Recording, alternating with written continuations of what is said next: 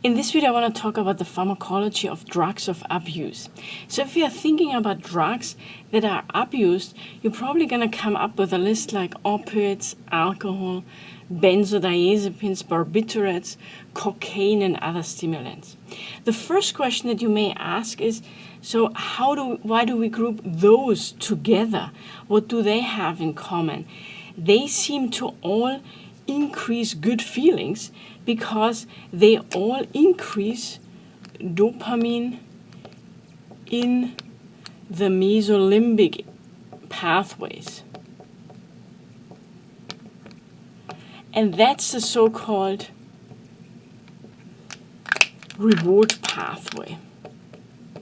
So if you have more dopamine in this pathway, you're going to feel good. This is this positive reinforcement pathway. You want to do it again. You want to have this feeling again.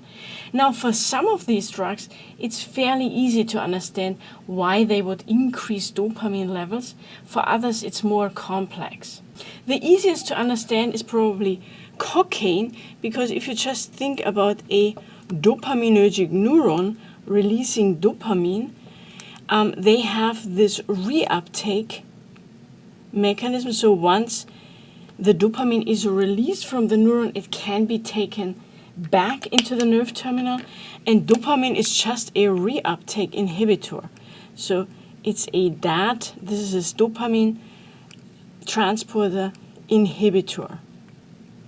So if you inhibit that, well, then the dopamine cannot come back and you're going to accumulate more dopamine. So that's fairly straightforward, and that's why also actually cocaine is one of the most addictive substances, because it does this process, increasing dopamine in the mesolimbic pathways, very direct. Now we have other drugs that also can increase dopamine, and these are all these drugs, but they just do it by more indirect mechanisms. Another one that is fairly easy to understand is opioids, because a lot of these dopaminergic neurons are inhibited by GABAergic neurons. So there's GABA coming out here, and then there's basically like a break on this dopaminergic neuron. So we don't feel always super good because a lot of these dopaminergic neurons are under the break of GABA. Now it turns out that these GABAergic neurons have opioid receptors here. This is a mu receptor sitting here. So once opioids,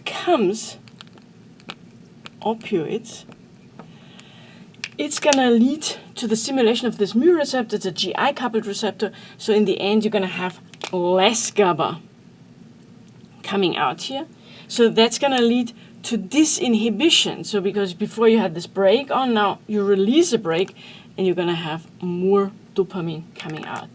The others work differently. I mean, alcohol also can lead to the release of endogenous endorphins, so they do exactly the same thing.